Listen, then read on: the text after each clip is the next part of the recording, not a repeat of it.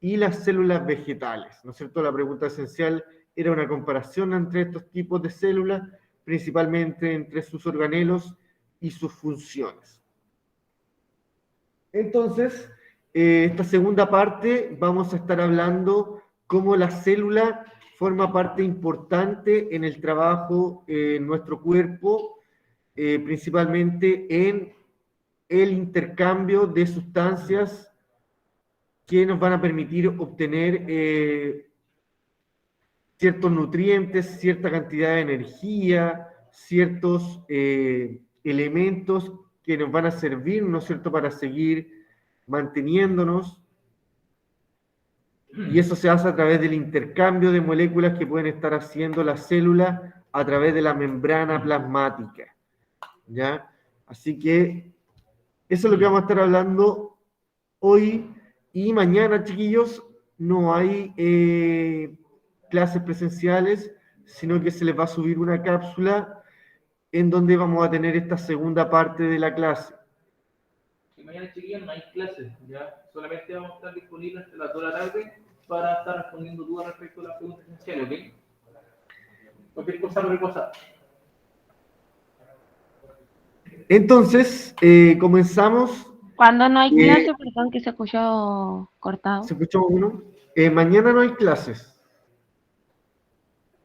Y se va a mandar una cápsula. Así que ¿Cómo hace, profe? un video que se sube en el mismo Classroom. Así que ahí pueden ver la segunda parte de esta clase, lo que nos quede pendiente, ¿ya? Que yo voy a estar haciendo esa clase hoy día. Pero podemos hacer la pregunta esencial hoy para no quedar así al pendiente. Igual la vamos a estar explicando un poquito y tratar de mostrarle dónde puede estar la respuesta, ¿ya? Sí, yo creo que vamos a aprovechar de avanzar harto para ver ese contenido. Ya, entonces... ¿Se escucha mal? Bajito, ¿puedo tener más volumen? Más volumen, chiquillo. Ahí.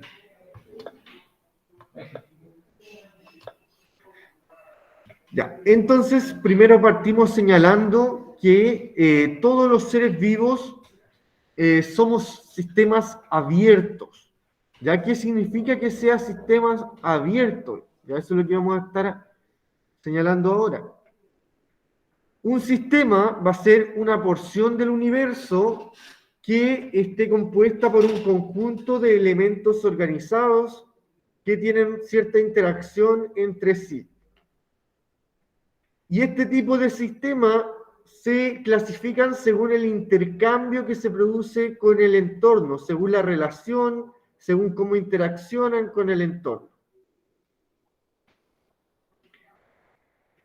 Los seres vivos somos sistemas abiertos porque dependemos del intercambio que vamos a tener con el ambiente. Principalmente intercambiamos materia con el ambiente cuando nos alimentamos y eliminamos nuestros desechos, y también intercambiamos energía a través, ¿no es cierto?, de la misma respiración, a través también de la misma obtención de energía de los alimentos. ¿Ya?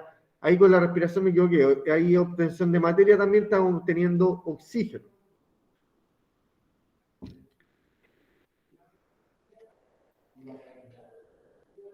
Y eso, ¿no es cierto?, tanto la materia y la energía nos permite mantenernos en funcionamiento. Ya sea, ¿no es cierto?, cumplir funciones de respiración, poder, ¿no es cierto?, mantener nuestro desarrollo, nuestro crecimiento, y también ir generando la regeneración de células, ¿ya? O, ¿no es cierto?, el aumento cuando estamos creciendo. Entonces, todo eso lo hacen gracias a este intercambio de materia y energía. Existen tres tipos de sistemas, ¿no es cierto?, que van a estar variando en el intercambio que realicen. Ya sea que intercambien materia y energía, o que intercambien solo materia o solo energía. Entonces, el sistema aislado es aquel que no intercambia ni energía ni materia con el medio. Por ejemplo, ¿no es cierto? Puede ser un termo. Hola, buenos días. Un termo, ¿no es cierto? Estos que se usan para llevar agüita caliente, para llevar el almuerzo, se caracterizan por ser sistemas aislados y eso es lo bueno porque no intercambian energía calórica con el medio, por lo tanto mantienen la temperatura y ya sea, ¿no es cierto?, mantienen frío o caliente el recipiente. Además, por estar bien tapado, tampoco intercambia materia, ya no es que se nos va a derramar. Ya si está mal tapado, obviamente se nos va a derramar. Sistemas cerrados son los que no intercambian materia con el ambiente, pero sí intercambian energía. Ya pensemos ahí no en un termo, sino que en un frasco. ¿No es cierto? Los frascos igual nos sirven, o una botella plástica, también nos sirven para andar trayendo algún líquido, ¿ya? Y este líquido sí se nos puede enfriar, se nos puede entibiar por la temperatura externa, porque va a intercambiar energía con el medio externo. Y por último, sistemas abiertos son aquellos que intercambian tanto materia como energía. ¿Ya? O sea, no está en un recipiente cerrado y va a estar intercambiando, y también se puede intercambiar materia. Ya nosotros somos sistema abierto, intercambiamos, ¿no es cierto?, materia a través de los diferentes sistemas y energía. Estamos recibiendo, ¿no es cierto?, energía calórica o frío, sentimos como perdemos calor cuando hace menos temperatura. Los subsistemas son el grupo de elementos que cumplen una función determinada. Tenemos que existen diferentes subsistemas que los vamos a estar viendo, ¿no es cierto?, que en el cuerpo de un animal vertebrado van a ser los siguientes. Tenemos sistemas de nutrición que van a estar formados por el sistema digestivo, el sistema respiratorio, el sistema circulatorio y el excretor, ¿no es cierto? Para la nutrición necesitamos poder recibir el alimento a través del sistema digestivo. El sistema respiratorio nos va a estar aportando oxígeno. El oxígeno también va a ser importante para realizar el metabolismo que vamos a estar hablando en la próxima clase, la próxima semana. La última clase del año vamos a estar hablando del metabolismo y de la relación que existe entre la nutrición, la respiración y la obtención de energía para el cuerpo. También está el aparato circulatorio que se va a encargar de llevar los nutrientes, el oxígeno por todo el cuerpo, y el aparato excretor que se encarga, ¿no es cierto?, de eliminar esta materia, principalmente los desechos. También existe el subsistema para la relación, que tiene que ver con la respuesta a los estímulos, como van a ser el sistema nervioso, que es el encargado de percibir los estímulos y dar alguna respuesta, y el sistema endocrino, que puede estar dando alguna respuesta hormonal frente a algún cambio o algún mantenimiento que tenga que hacer en el cuerpo. Letra C, subsistema para el sostén y el movimiento. Es cuando, ¿no es cierto?, tenemos principalmente los músculos y el esqueleto que nos permiten, ¿no es cierto?, mantenernos en pie, realizar algún movimiento, jugar fútbol, jugar ping-pong, etcétera, etcétera. Letra D, sistema para la reproducción, Ya también muy importante, el sistema reproductor también realiza un intercambio y tenemos principalmente aquí que este sistema permite generar también la descendencia que es importante para el ser humano, para los seres vivos. Entonces, lo que está relacionado con el intercambio de la célula es lo que vamos a ver a continuación, ¿ya? Lo que estábamos señalando anteriormente es que estos sistemas sí afirman que los seres vivos somos un sistema abierto, ¿no es cierto? Tenemos aquí cómo intercambiamos nutrientes, cómo nos relacionamos con el medio, cómo tenemos cosas para poder realizar algún movimiento y reproducirse.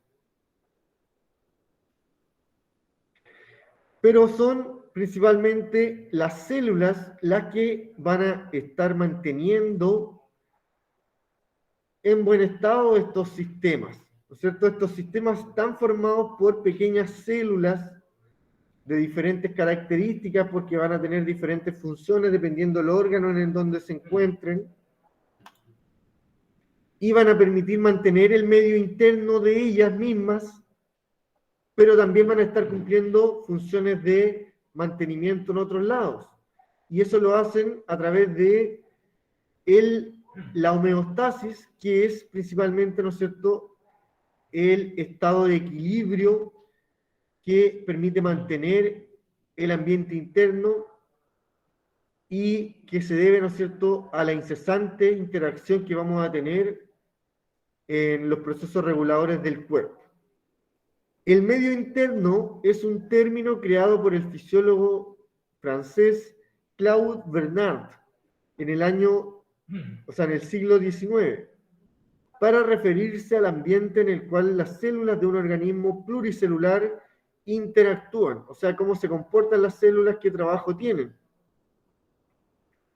Propuso que mantener sus condiciones constantes es vital para los organismos, o sea que las células tienen un constante, ¿no es cierto?, mantenimiento de sus fluidos, es vital para que el cuerpo se mantenga funcionando correctamente.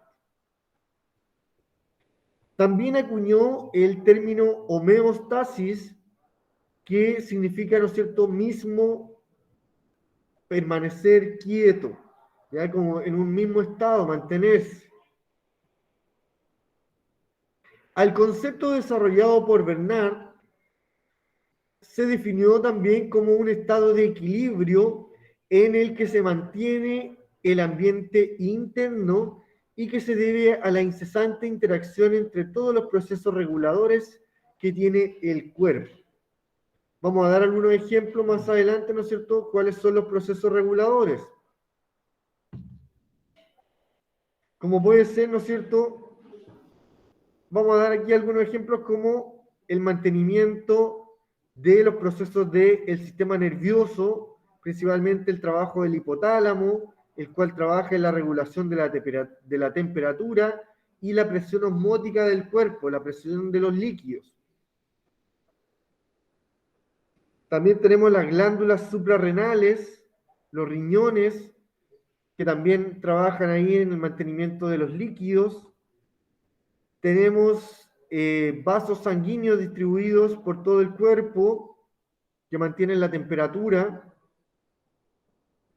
Tenemos glándulas sudoríparas que a través de la evaporación de agua permiten regular la temperatura del cuerpo.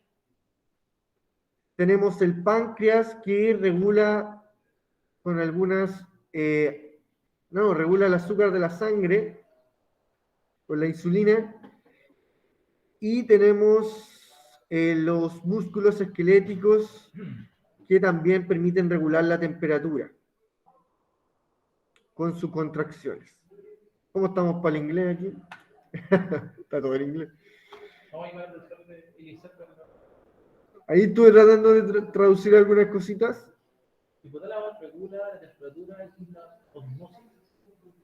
La presión osmótica. Entonces acá tenemos, ¿no es cierto?, como los alimentos nos dan la glucosa, el páncreas regula la insulina, el cuerpo tiene células que usan glucosa.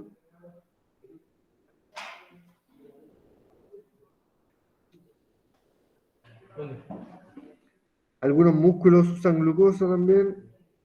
La glucosa está de bajada y tenemos la homeostasis óptima. No, este es el ejemplo, ¿no es cierto?, de la regulación. Tenemos, ¿no es cierto?, cuando si consumimos algún alimento, después, ¿no es cierto?, se va a estar utilizando, se va a estar también dispersando los nutrientes se dispersan por el cuerpo y después tenemos una baja de la glucosa cuando ya se utiliza. Y eso va a permitir, ¿no es cierto?, que se mantenga este proceso, pero después, ¿no es cierto?, si es que tenemos una baja de la glucosa, vamos a volver a secretar sustancias que nos van a estar pidiendo alimento para poder realizar el proceso. Entonces, la homeostasis es el estado interno, psíquico y químico de las condiciones, ¿no es cierto?, de mantenimiento para poder mantener el sistema con vida.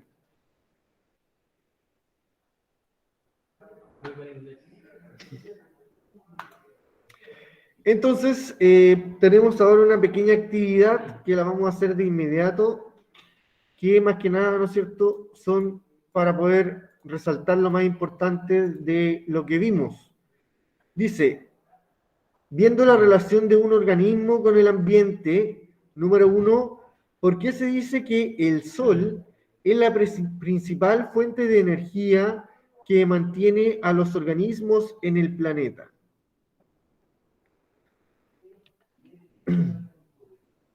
Principalmente, ¿no es cierto?, esto se puede ver por el lado de los vegetales, ¿no es cierto?, que ven al sol como una gran fuente de energía, ¿ya? Pero los vegetales, ¿no es cierto?, permiten ser el primero en la cadena alimenticia, ¿no es cierto?, y estar alimentando seres vivos, ¿ya?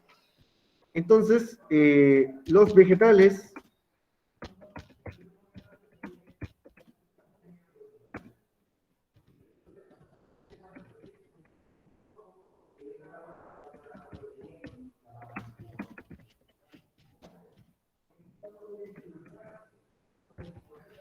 Y más de alguna de estas preguntas puede aparecer en la prueba de ilustración, así que es importante igual que la tengan anotada.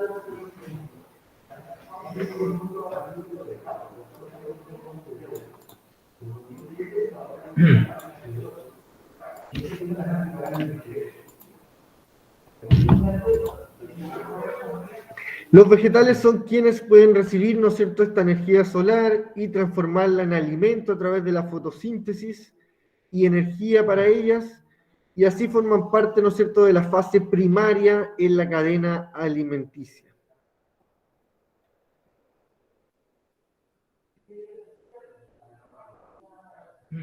Vamos a colocarle aquí nutrientes, ya, porque no es que las plantas obtengan energía, sino que usan la energía del sol y ahí obtienen sus nutrientes que transforman, ¿no es cierto?, el agua y el dióxido de carbono para ellas. Ya. Y la número 2, ¿qué ocurre con un ser vivo que deja de intercambiar materia y energía con el ambiente?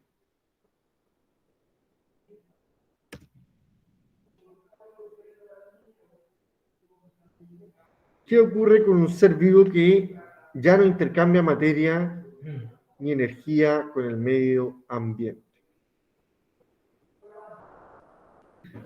Dejaría de considerarse un ser vivo, ¿no es cierto? Un ser vivo se caracteriza por estar, una de sus primeras, ¿no es cierto?, funciones es su intercambio que tiene con el medio ambiente, su interacción, la respuesta a los estímulos, y necesita, para mantener, ¿no es cierto?, el funcionamiento del cuerpo, necesita este intercambio, ¿cierto? Es como que si supuestamente los autos, ¿no es cierto?, funcionarían siempre con la misma benzina, ¿ya? No es, si es que tapamos ¿cómo se llama?, el tubo de escape, que supuestamente me funcionaría para siempre. Y no, no es así, ¿no es cierto? Se consume el combustible, se gasta la energía y hay que sacar de algún lado. Entonces, no seguiría, ¿no es cierto?, con vida, ¿ya? Porque necesita energía y materia, ¿no es cierto? Principalmente la energía la obtienen a través de la materia.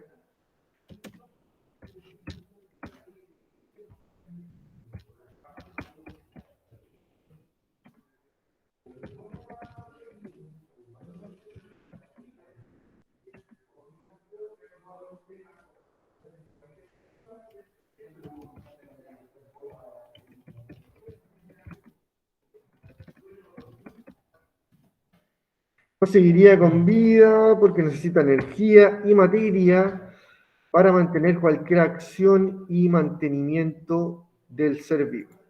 Ya se entiende, ¿no? ¿No es cierto? Que si no tiene este intercambio, va a llegar un momento en el que se le va a acabar la energía que tenía y va a dejar, ¿no es cierto?, de tener con vida, de estar con vida, ¿no es cierto? Es lo que sucede cuando tenemos un problema en los pulmones, cuando tenemos un problema en el aparato digestivo, cuando tenemos un problema en el aparato circulatorio, etcétera, etcétera. Van afectando estos mantenimientos y van afectando, ¿no es cierto?, la vida de las personas. Van produciendo las enfermedades. Entonces, tenemos a continuación, ¿no es cierto?, que la célula va a ser la encargada de realizar este recibimiento de los nutrientes, realizar en su interior la mezcla, la reacción química con el oxígeno. Bueno, en la clase siguiente vamos a estar hablando más del tema del metabolismo, pero, ¿no es cierto?, a partir de eso van a estar obteniendo energía.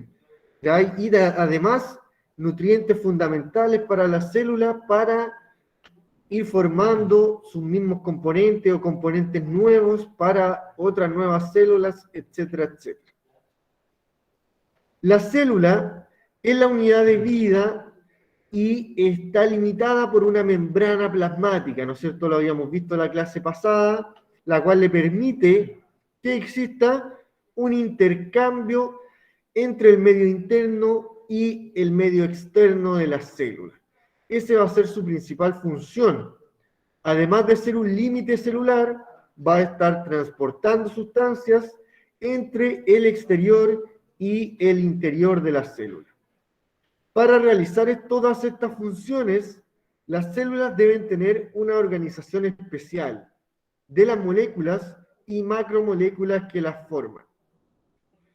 La membrana va a estar formada por proteínas, fosfolípidos e hidratos de carbono, que es, ¿no es cierto?, lo que vemos en esta imagen. Vamos a tener proteínas, colesterol, que van a ser fosfolípidos también de otra forma, y también glucocálix, que serán los hidratos de carbono que están señalados acá.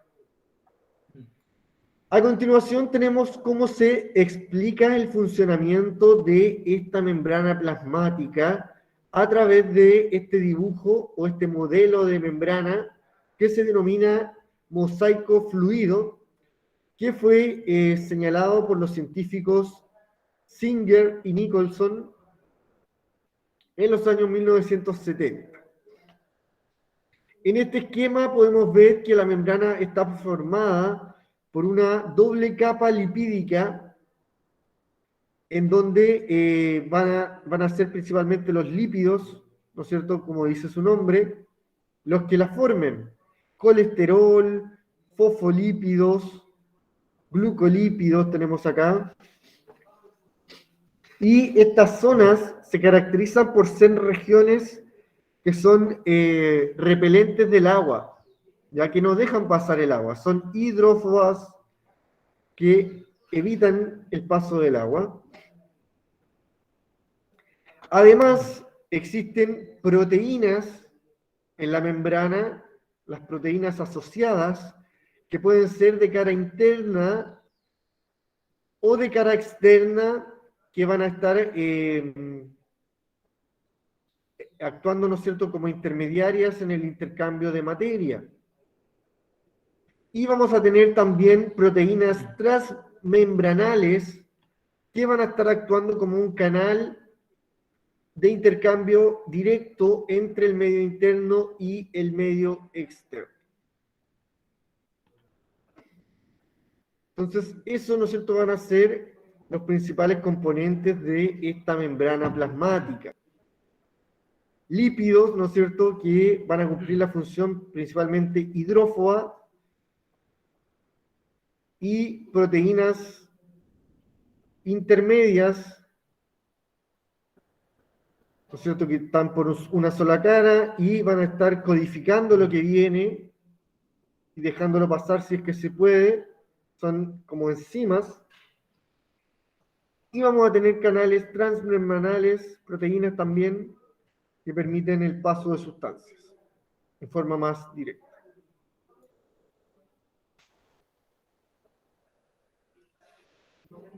Hola, buenos días.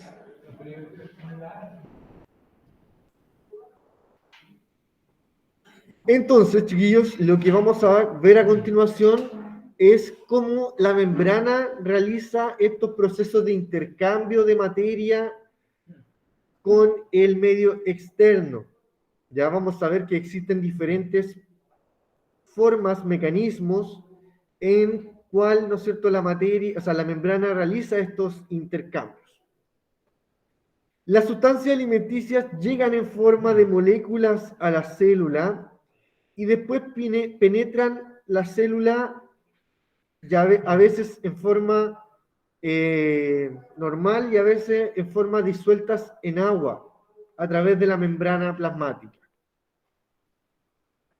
Una vez dentro de la célula, estas moléculas se dispersan por el citoplasma y de inmediato son captadas por diferentes enzimas que las van transformando en sustancias que van a ser enviadas principalmente a la mitocondria, que la mitocondria va a ser encargada de realizar esta producción de calor y energía. Si se acuerdan, la clase pasada señalamos a la mitocondria como la encargada de la central energética de la célula. Y es por eso, ¿no es cierto?, que la mitocondria va a estar recibiendo sustancias que recibe la célula, que son procesadas por las enzimas, y la mitocondria va a estarlas mezclando con el oxígeno y va a estar produciendo calor y energía y ciertos nutrientes para la célula. Pero todavía no estamos en ese aspecto, ¿no es cierto? Nos estamos centrando en cómo la célula, la membrana, recibe las sustancias. Y la membrana plasmática recibe a través de dos procesos principales, conocidos como transporte pasivo y transporte activo. Ojo acá, ¿no es cierto?, que de hecho se trata la pregunta esencial de estas diferencias de transportes, que cómo la membrana va a estar recibiendo sustancias e intercambiando con el medio externo. Entonces tenemos que existe transporte pasivo y transporte activo. El pasivo es el transporte que se caracteriza por no va a haber gasto energético, ¿ya? Como lo dice su nombre, pasivo, es porque no hay gasto de energía, ya que las moléculas pueden moverse de forma libre o espontánea, sin gasto de energía. El movimiento de las sustancias se realiza desde un medio de mayor concentración a un medio de menor concentración.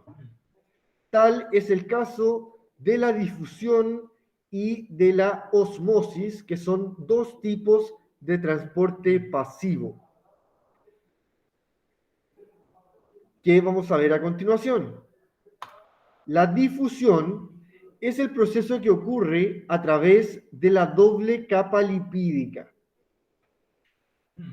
Principalmente esta difusión ocurre gracias a una diferencia de concentración, o sea, la concentración se refiere a la cantidad de solutos que existen en el medio interno y en el medio externo, dentro de la sala o fuera de la sala. ¿Cierto? Acá dentro de la sala tenemos 4 alumnos, o sea, 4 personas en total, y afuera no veo a nadie. Entonces, ¿dónde hay más concentración de personas? Acá, ¿no es cierto? A eso se refiere. ¿Dónde hay más concentración de personas? ¿Acá en la sala o en internet? ¿O en la sala online? Tenemos más online, tenemos 14 conectados. Como nunca. Últimos días. ¿Quién diría que están contentos? Ya estamos cansados ya, pero estamos felices porque queda muy poquito. Entonces, a eso se refiere. Si hay más concentración en un lado y en otro lado hay menos, ¿qué va a tender a hacer la célula o la membrana? A tender a igualar esas concentraciones. Por lo tanto, donde hay más concentración, se van a ir. Se tendrían que ir, ¿no es cierto? Tendría que pasar que los que están online, bueno, para el otro año va a tener que pasar, los que están online van a tener que venir presencial. Vamos a llenar aquí estas banquitas, ¿no es cierto? En su segundo nivel medio, ya su último año de clase, de escolar. Esperemos que esté entonces un nivel medio próximo año. Sí.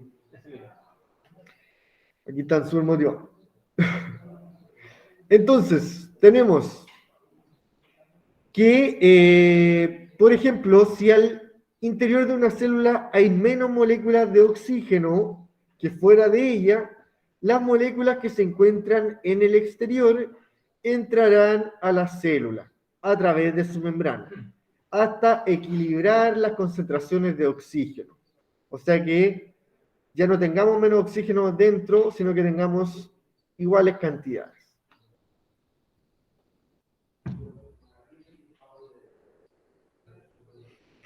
Entonces existen dos tipos de difusión. La difusión simple, que es a través de la membrana de la doble capa lipídica. La difusión facilitada, que va a ser a través de estos canales proteicos que vimos recién, ya que son estas proteínas transportadoras.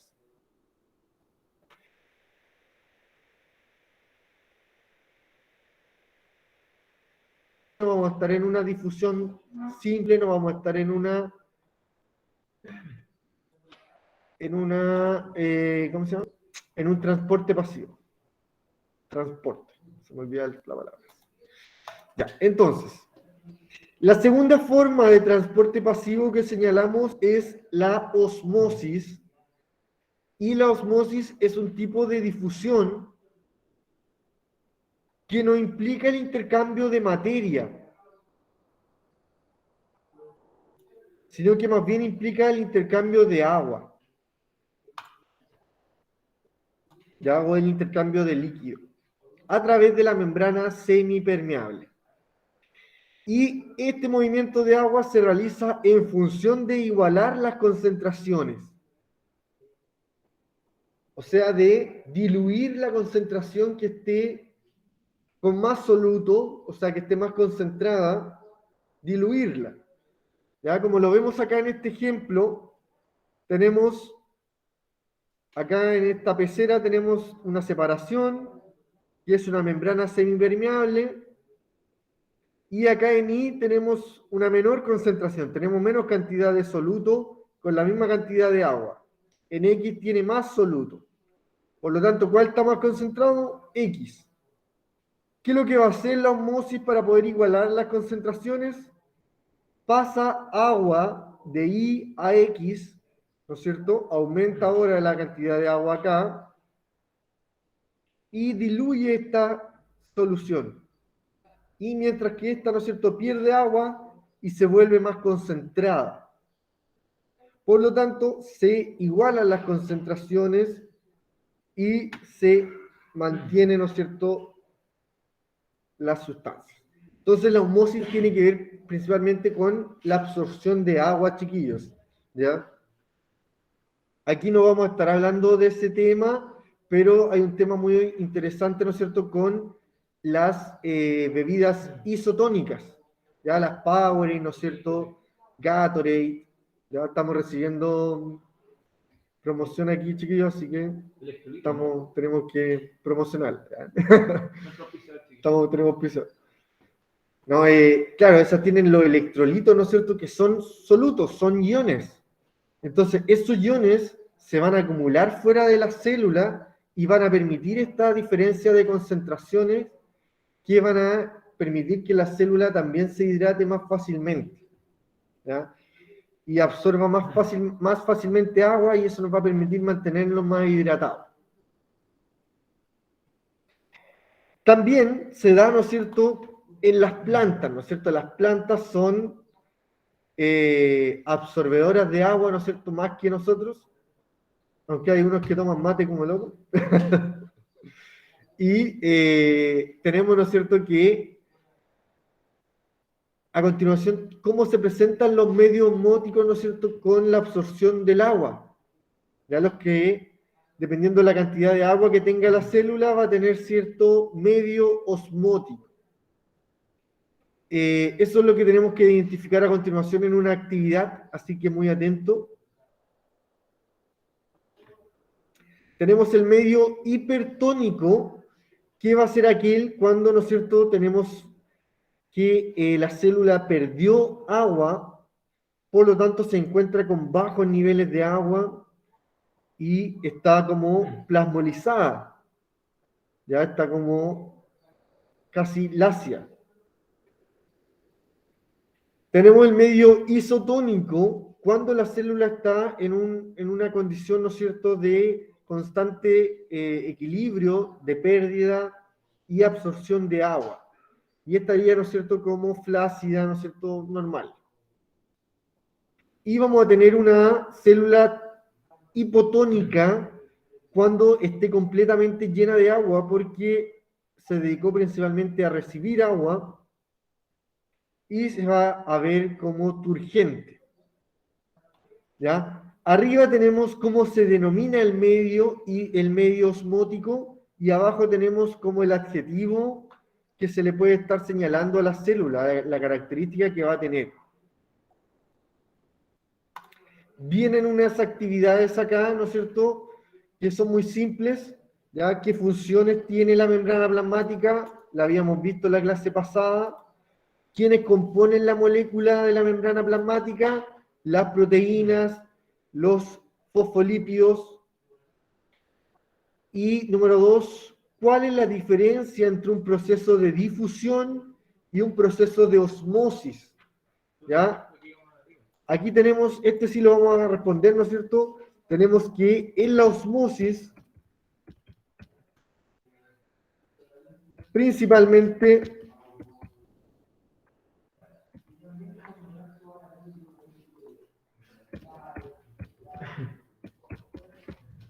se intercambia líquido. Sería importante que copien estas preguntas porque más de alguna puede aparecer en la prueba de la semana. Así que es importante que la tengan atrás su cuaderno. Esa es la principal diferencia, porque en la difusión se va a estar intercambiando materia, ¿ya? Sustancias, nutrientes que van a ingresar a las células. Pero en la osmosis principalmente es líquido, agua lo que va a estar ingresando. Ya en la difusión se recibe No, se intercambia.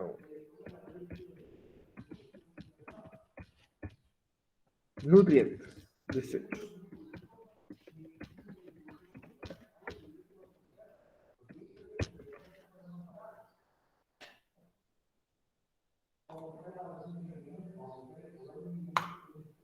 Y también está esta actividad que es que ustedes puedan identificar a partir de las imágenes de estas diferentes plantitas, puedan identificar cuáles son sus tipos de medios osmóticos, ya que vimos recién, hipertónico, isotónico o hipotónico. Ya que puedan estar señalando, ¿no es cierto?, dependiendo de cómo se encuentre la planta, letra A, letra B y letra C, que puedan identificar qué tipo de medio osmótico se presenta en cada caso. Por ejemplo, en la número 1, ¿no es cierto?, tenemos que está bien, ¿no es cierto?, paradita la planta, incluso todavía la están regando, y eso significa, ¿no es cierto?, que la planta va a estar llenita de agua, o sea, va a estar en un medio hipotónico, y significa, ¿no es cierto?, que va a estar turgente, llena de agua. Entonces colocamos acá medio hipotónico, urgente, llena de agua. Con el agua necesaria, ¿no? Claro. Agua. Puede tener el agua al límite. ¿No? Porque cuando ya como está con la necesaria o tiene un normal, sería la otra, ¿no es cierto? La isótona. Iso tiene que ver con igualdad. Ya es como el prefijo de igual. Entonces, hasta ahí más o menos duraba la primera clase, chiquillos, pero vamos a aprovechar, ¿no es cierto?, el tiempo que queda para avanzar en lo que faltaría, ¿no es cierto?, para la pregunta esencial, ya que es principalmente lo que está aquí, el transporte activo. Y si tienen más dudas, ¿no es cierto?, igual se les va a subir en la tarde, se les va a subir el video de la segunda clase, ya que va a estar más detallado, ¿no es cierto?, esta segunda parte.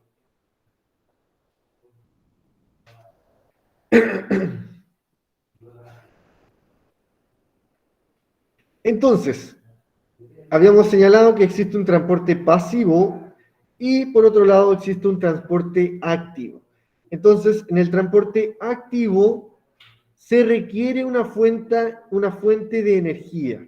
Ya va a haber gasto energético porque en este proceso las moléculas se trasladan en contra de la concentración, ¿ya? De menor concentración a una de mayor concentración. Es como cuando los peces nadan en contra de la corriente, ¿no es cierto? Más energía gastan, por lo tanto en el transporte activo se gasta energía porque va en contra de la concentración. Este transporte se realiza a través de las proteínas transportadoras, las cuales requieren un pago, ¿no es cierto? Son como el peaje que requieren energía para funcionar. Existen diferentes tipos de transporte activos, que esto sí lo vamos a estar explicando en la clase que se va a subir, ¿ya? Pero, ¿no es cierto?, a partir de lo que ya señalamos, tienen las principales diferencias entre los dos tipos de transporte. Y la pregunta esencial de esta semana se basa en el transporte activo y el pasivo. Tienen que definirlo y mencionar sus principales diferencias, como lo muestra la tabla. La tabla, chiquillos, es como para guiarse, si quieren lo quieren hacer como en un párrafo. Un párrafo lo pueden hacer, ¿ya? Pero es como para poder ordenarlo. Claro, en todo caso en las indicaciones no está que lo señalen como una tabla, pero la tabla les puede estar sirviendo para realizarlo también. Entonces dice que explique con sus palabras, o sea, a partir de lo que entendió, ¿no es cierto?, utilizando también algunos conceptos importantes de los señalados, cuál es la definición, ¿no es cierto?, de transporte pasivo y transporte activo. Además, también tienen que identificar cuál es su principal diferencia y, ¿no es cierto?, cómo podemos diferenciarlo. Ya también pueden señalar algunos ejemplos de estos tipos de transportes. Ya un ejemplo de un transporte pasivo, acabamos de ver dos, ¿ya? La difusión, la osmosis, y algún ejemplo de transporte activo lo vamos a estar subiendo en la próxima semana, o sea, la próxima clase mañana, hoy día a la tarde, y también lo pueden estar nombrando o explicando un poquito en esta respuesta, ¿ya? Es muy importante el transporte de la membrana porque le permite, ¿no es cierto?, a la célula y a nuestro cuerpo mantener, ¿no es cierto?, sus condiciones de energía, de materia, para su correcto funcionamiento. Los dejamos entonces estos minutitos para que puedan trabajar, copiar la pregunta esencial o para que puedan realizar cualquier consulta que les haya quedado sobre cualquier tema relacionado a clases o al colegio.